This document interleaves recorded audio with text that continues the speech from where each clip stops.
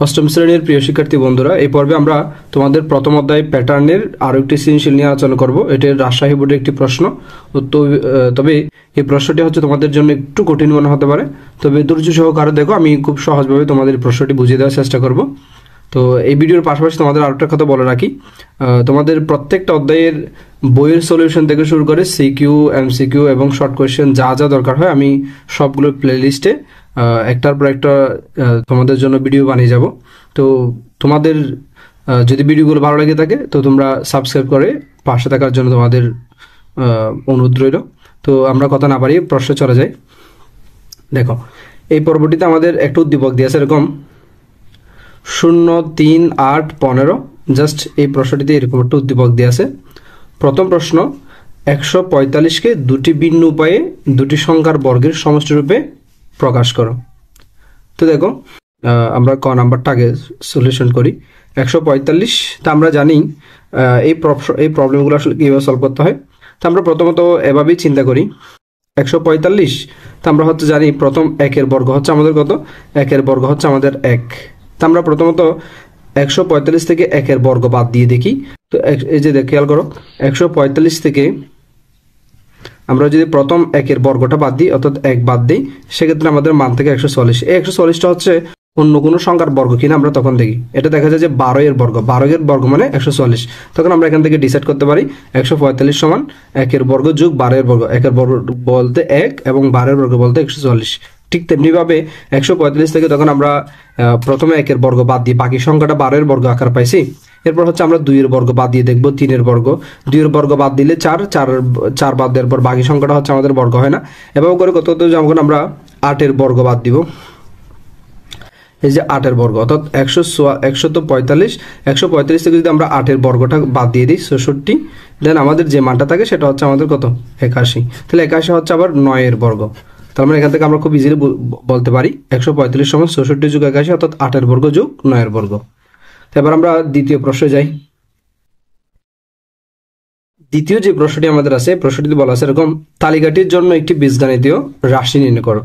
তো এটাই আমাদের জন্য একটু সামান্য জটিল মনে হবে, তবে তোমরা যদি চিন্তা করো, অর্থাৎ বিভিন্ন প্রশ্ন তোমরা সলভ করতে করতে একটা সময় তোমাদের মধ্যে চিন্তা শক্তিটা চলে আসবে। তো দেখো, ক নম্বর প্রশ্নটিতে আমাদের বীজগাণিত রাশি নির্ণয় করতে হবে। আমাদের এই হচ্ছে দ্বারা 0, 3, 8, 15।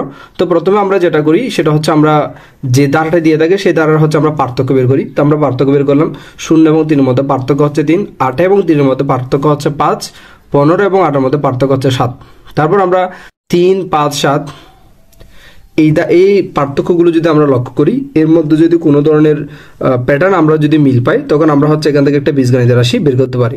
তো তোমরা দেখো, এখানে পার্থক্যগুলো কিন্তু সেম নয়, অর্থাৎ 3 এবং 0 এর মধ্যে পার্থক্য 3, 8 এবং 3 এর মধ্যে পার্থক্য 5, আবার 15 এবং 8 এর মধ্যে পার্থক্য 7। তাহলে এখানে যদি পার্থক্যগুলো একই নয়, পার্থক্য একই হলে আমরা এক ধরনের করে প্যাটার্ন এখানে দেখতে পেতাম। কিন্তু পার্থক্যগুলোর মধ্যে আরো লক্ষ্য করলে দেখা যায় 3, 5, 7, অর্থাৎ পার্থক্যগুলো আবার 2 করে বৃদ্ধি পাচ্ছে। সেই জন্য আমরা যেটা করলাম, পার্থক্যের মধ্যে আবার কোনো প্যাটার্ন আছে কিনা সেটাও আমরা খুঁজে বের করলাম। দেখলাম পার্থক্য হচ্ছে 2, অর্থাৎ পার্থক্যের মধ্যে আবার 2 করে ব্যবধান আছে। দেন এক্ষেত্রে আমাদের বীজগাণিতিক রাশিটি বের করার জন্য আমরা এবার সংখ্যাগুলো নিয়ে বিভিন্নভাবে চিন্তা করলাম। দেখা যাচ্ছে প্রদত্ত তালিকাটির পার্থক্য প্রত্যেকবার 2 করে বৃদ্ধি পাচ্ছে, অর্থাৎ এটা 3, এটা 5, এটা 7, এভাবে পার্থক্যগুলো 2 করে কি হচ্ছে, বৃদ্ধি পাচ্ছে, সেটা আমরা বললাম।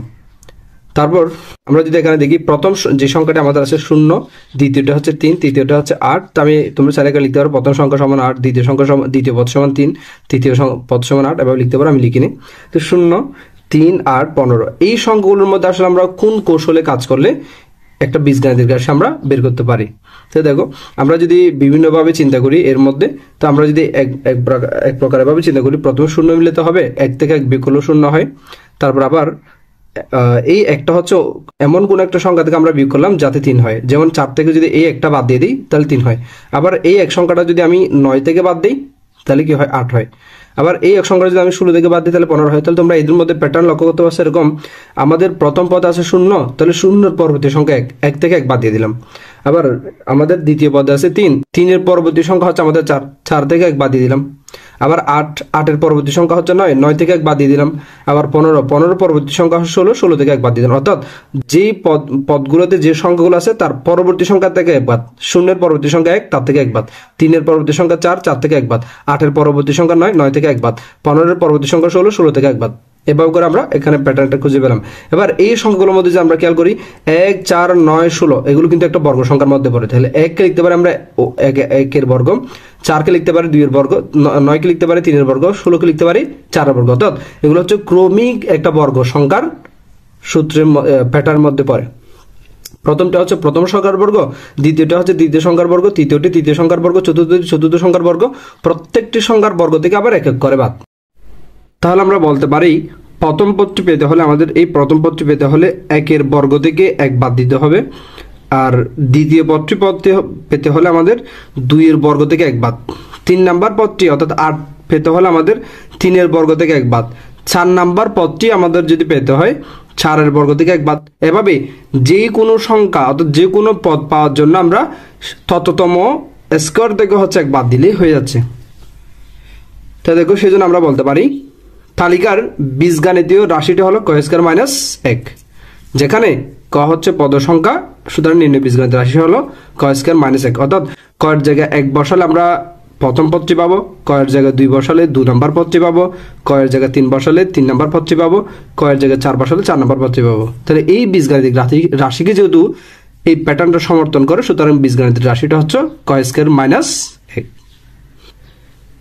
তো তোমরা আশা করি এটা বুঝেছো। এবার আমরা পরবর্তী প্রশ্নে যাব। পরবর্তী প্রশ্নে কি বলা আছে দেখো, এটাও সামান্য একটু ভিন্ন টাইপের প্রশ্ন, তবে একটু ইজি। দেখো বলা হচ্ছে কি তালিকাটির প্রথম 30টি পার্থক্যের সমষ্টি নির্ণয় করো। খেয়াল করো আমাদের বলা হয় নাই তালিকাটির প্রথম 30টি পদের সমষ্টি নির্ণয় করো। এই জায়গায় তোমরা আটকে যাবা। অনেকে হচ্ছে এটার 30টি পদের সমষ্টি বের করা শুরু করবে, তবে এখানে বলা হয়েছে এরকম তালিকাটির প্রথম 30টি পার্থক্যের সমষ্টি, মানে আমাদের পার্থক্যের যে একটা তালিকা পাবো সেই পার্থক্যের কি করতে হবে, সমষ্টি করতে হবে। আমাদের এই তালিকাটির সমষ্টি চাই নাই, এই তালিকাটির 30টি পদের সমষ্টি আমাদের চাই নাই, আমাদের চেয়েছে এই তালিকাটির যে একটা পার্থক্য বের হবে সেই পার্থক্য সমষ্টি বের করতে হবে। তাহলে দেখো আমরা প্রবলেমটি কিভাবে করাচ্ছি। দেখো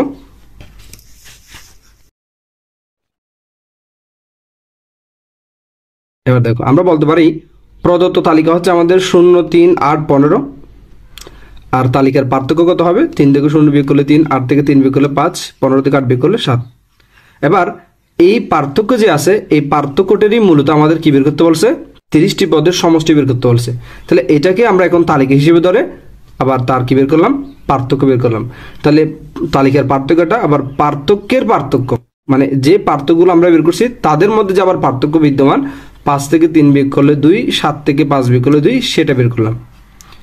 এবার লিখলাম আমরা পার্থক্য, এখানে পার্থক্য প্রত্যেকবার কয় করে বাড়ে, সরি 2, এখানে প্রত্যেকবার পার্থক্য 2। তাহলে আমরা এদের মধ্যে একটা প্যাটার্ন বের করব। কেন বের করব দেখো, আমি তোমাদের প্রশ্নটা একটু আবার মনে করিয়ে দিই। আমাদের চেয়েছিল পার্থক্যের সমষ্টি নির্ণয় করতে, পার্থক্যের 30টি পদের সমষ্টি। তুমি মনে রাখতে হবে সমষ্টি নির্ণয়ের সূত্রটা কি। আমরা জানি সমষ্টি নির্ণয়ের সূত্রটা হচ্ছে আমাদের এরকম, এই যে খেয়াল করো, প্রথম পদ যোগ শেষ পদ ডিভাইডেড বাই 2 ইন্টু পদ সংখ্যা। তাহলে আমাদের প্রথম পদ যে আমরা যে পার্থক্যের সমষ্টি বের করব সেই পার্থক্যের প্রথম পদ হচ্ছে আমাদের 3। তাহলে আমরা প্রথম পদ পেয়ে গেলাম। আবার শেষ পদ আমাদের জানা নাই, কিন্তু পদ সংখ্যা আমাদের জানা আছে। পদ সংখ্যা কি, আমাদের প্রশ্নে বলছে 30টি পদের কি বের করতে হয়, 30টি পদের সমষ্টি বের করতে। এই যে পদ সংখ্যা আমরা 30 বসাতে পারবো, প্রথম পদ 3 বসাতে পারবো, কিন্তু শেষ পদ যে আমাদের লাগবে সেই শেষ পদ আমাদের জানা নাই। সেজন্য আমরা যেটা করব, এই যে পার্থক্য যে মানগুলো আমাদের আছে 3, 5, 7, এই পার্থক্য থেকে আমরা হচ্ছে একটা বীজগাণিতিক রাশি বের করব। 3, 5, 7 থেকে একটা বীজগাণিতিক রাশি বের করে সেই বীজগাণিতিক রাশি থেকে আমরা 30তম পদ বের করব। 30তম পদ হচ্ছে আমাদের শেষ পদ। সেই 30তম পদটা পেয়ে গেলে দেন আমরা হচ্ছে সমষ্টি বের করতে পারবো। তাহলে তখন আমাদের সমষ্টি বের করার জন্য আর কোনো প্রবলেম হবে না। তাহলে আমাদের প্রবলেমটা কোন জায়গায়, আমাদের হচ্ছে 30তম পদ বা শেষ পদটি জানা নাই। সেজন্য আমরা যেটা করব, পার্থক্যকেই এখন তালিকা হিসেবে ধরে সে পার্থক্য থেকে একটা বীজগাণিতিক রাশি বের করব। এটা থেকে একটা বীজগাণিতিক রাশি আমরা বের করব। সেই বীজগাণিতিক রাশি থেকে আমরা 30তম পদ বের করব, আর 30তম পদ পেয়ে গেলে সেখান থেকে আমাদের সমষ্টি নির্ণয় আর কোনো সমস্যা হবে না। আমাদের মূল টার্গেট কিন্তু সমষ্টি বের করা।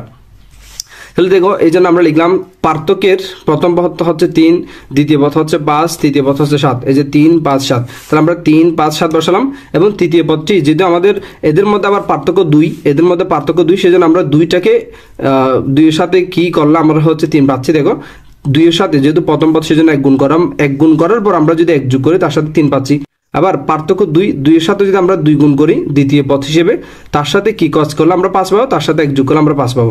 একইভাবে পার্থক্য 2-এর সাথে যদি আমরা 3 নাম্বার পদ পাওয়ার জন্য 3 দ্বারা গুণ করি, তার সাথে 1 যোগ করি, আবার 3 নাম্বার পদটি পাবো। তাহলে এদের মধ্যে এক ধরনের যে প্যাটার্ন বিদ্যমান সেটা হচ্ছে এরকম, এই যে 1, 2, 3 এগুলো ক্রমিক সংখ্যা, আর পার্থক্য হচ্ছে 2 সব সময় আছে, তার সাথে 1 যোগ। তাহলে সেখান থেকে আমরা বলতে পারি কতম পদটি হচ্ছে 2ক + 1। এই যে কয়ের জায়গায় যদি আমরা 1 বসাই তাহলে এই প্রথম পদটি পাবো। কয়ের জায়গায় যদি 2 বসাই, 2 দুগুণে 4, 4 একে যোগ করলে 5। কয়ের জায়গায় 3 বসালে 3 দুগুণে 6, 6 একে যোগ করলে 7। এভাবে আমরা এই যে প্রথম পদ, দ্বিতীয় পদ, তৃতীয় পদ এভাবে পাবো। তাহলে বীজগাণিতিক রাশি কাকে সমর্থন করে? 2 + 1। আশা করি তোমরা এটা বুঝেছো, কারণ আমরা গত পর্বগুলোতে এই ধরনের বীজগাণিতিক রাশি অনেকগুলো দেখেছি। অতএব বীজগণিতীয় রাশিটি হলো 2ক + 1। এবার এই বীজগণিত রাশিটি কেন বের করলাম? কারণ আমাদের টার্গেট হচ্ছে 30তম পদটা বের করা, অর্থাৎ শেষতম পদ বের করা। সেজন্য আমরা লিখলাম, সুতরাং 30তম পদ হচ্ছে 2 × 30 + 1, অর্থাৎ এই যে কয়ের জায়গায় আমরা 30 বসালাম, দেন 30 বসানোর পর আমরা 30তম পদ পেলাম 61। এবার আমরা সমষ্টি সূত্র জানি, প্রথম পদ যোগ শেষ পদ /2 পদের সংখ্যা। দেন ফাইনালি আমাদের টার্গেট ছিল যে প্রথম 30টি পার্থক্য সমষ্টি বের করা। সেজন্য আমরা এবার প্রথম পদ অর্থাৎ 30টি পার্থক্য সমষ্টি বের করার জন্য আমাদের প্রথম পদ হচ্ছে 3, শেষ পদ দেওয়া ছিল না, আমরা বের করলাম। শেষ পদ হচ্ছে 61, পদের সংখ্যা হচ্ছে 30, দেন সূত্র 2। দেন এই যে 30কে যদি আমরা 2 দ্বারা কাটি, এখানে থাকবে 15। তাহলে 15 আর 3 আর 61 যোগ করলে 66, 66-র সাথে 15 গুণ, দেন 960। তাহলে সুতরাং তালিকার প্রথম 30টি পদের পার্থক্য সমষ্টি হচ্ছে 960। তোমরা আশা করি প্রবলেমটি বুঝেছো।